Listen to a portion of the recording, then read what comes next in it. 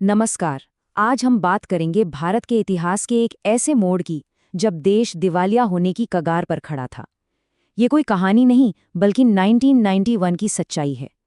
तो चलिए समझते हैं उस बड़े आर्थिक संकट और उन साहसिक सुधारों को जिन्होंने भारत की तस्वीर ही बदल कर रख दी।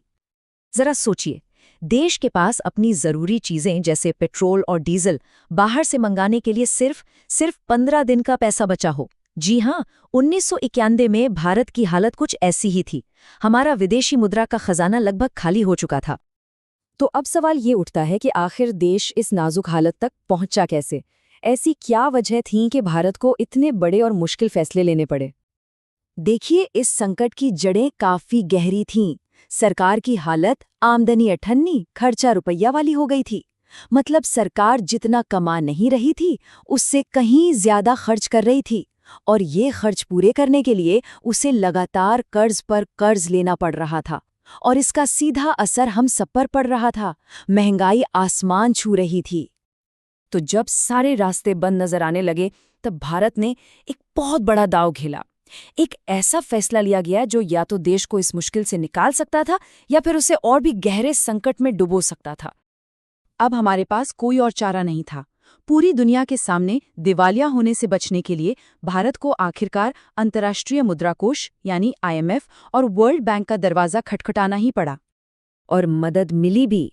भारत को $7 अरब का कर्ज मिला। लेकिन ये कर्ज मुफ्त में नहीं आया। इसके साथ आईं कुछ बहुत ही सख्त शर्तें, और इन्हीं शर्तों ने भारत की नई आर्थिक नीति की नींव रखी। तो शर्तें क्या थी? पहली, अपनी अर्थव्यवस्था को खोलिए। दूसरी, प्राइवेट सेक्टर पर जो पाबंदियां हैं उन्हें हटाइए। तीसरी, सरकार हर चीज में दखल देना कम करें। और चौथी, विदेशी व्यापार के लिए अपने दरवाजे खोल दीजिए। इन्हीं शर्तों को मानने के बाद जन्म हुआ नई आर्थिक नीति का। तो चलिए अब इन सुधारों को थोड़ा और गहराई से समझते हैं। इन्हें हम शॉर्ट में LPG के नाम से जानते हैं, यानी लिबरलाइजेशन, प्राइवेटाइजेशन और ग्लोबलाइजेशन। हिंदी में कहें तो उदारीकरण, निजीकरण और वैश्वीकरण।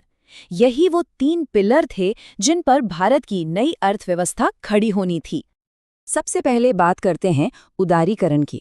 इसका मतलब बहुत सीधा था।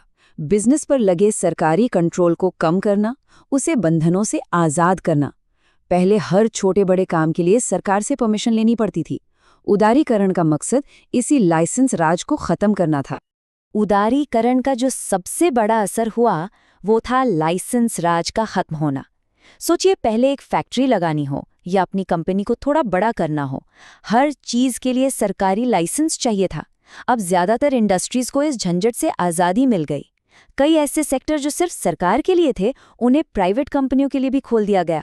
यहाँ तक कि रिजर्व बैंक की भूमिका भी एक सख्त कंट्रोलर से बदलकर एक हेल्पर की हो गई। LPG का दूसरा पिलर था निजीकरण। इसका मतलब था कि सरकार अपनी कंपनियों में अपनी हिस्सेदारी प्राइवेट सेक्टर को बेचे। ऐसा क्यों किया गया? क्योंकि कई सरकारी कंपनियां लगातार घाटे में चल रही थी। तो सोचा गया कि अगर प्राइवेट मैनेजमेंट आएगा तो शायद उनकी हालत सुधरेगी और वो मुनाफे में आ पाएंगी।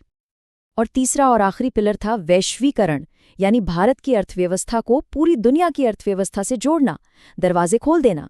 इसका नतीजा ये हुआ कि विदेशी कंपनियां भारत में आकर आसानी से पैसा लगा सकती थीं और हमारी कंपनियां भी अपना सामान पूरी दुनिया में बेच सकती थीं। इसी वजह से आज भारत आउटसोर्सिंग का इतना बड़ा हब बन पाया है। इन सुधारों को लागू हुए अब 30 साल से भी ज्यादा का वक्त हो चुका है। तो अब वक्त है एक रिपोर्ट कार्ड देखने का। चलिए एक नजर डालते हैं कि इन सुधारों का भारत पर क्या असर हुआ, क्या अच्छा रहा और कहां हम चूक गए। सबसे पहले एक जबरदस्त कामयाबी देखिए। 1991 में जो विदेशी मुद्रा का खजाना लगभग खत्म होने वाला था, वो $6 अरब से बढ़कर 2019 तक $400 अरब से भी ज्यादा हो गया। मतलब जिस संकट से ये पूरी कहानी शुरू हुई थी वो अब इतिहास बन चुका था। लेकिन जैसा कहते हैं, हर सिक्के के 2 पहलू होते हैं। एक तरफ देश की GDP तेजी से बढ़ी, बाहर से खूब पैसा आया।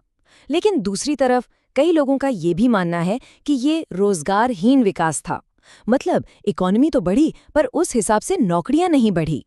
इसका खासा बुरा असर खेती किसानी पर भी पड़ा और बाहर से आने वाले सस्ते सामान की वजह से हमारे छोटे उद्योगों को भी काफी नुकसान झेलना पड़ा।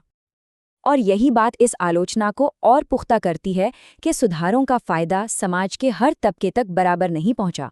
कहा जाता है कि इसका सबसे ज्यादा फायदा शहरों में रहने वाले, सर्विस सेक्टर में काम करने वाले हाई इनकम ग्रुप को हुआ, जबकि देश की वो बड़ी आबादी जो खेती पर निर्भर थी, वो इस दौड़ में पीछे रह गई। तो आखिर में सवाल यही बचता है, 1991 के सुधारों ने भारत को एक बड़े संकट से तो निकाल लिया और विकास की पटरी पर दौड़ा भी दिया, लेकिन अब हमारे सामने असली चुनौती ये है कि इस विकास की रफ्तार का फायदा देश के हर एक नागरिक तक कैसे पहुंचे, ताकि इस दौड़ में कोई भी पीछे न छूटे।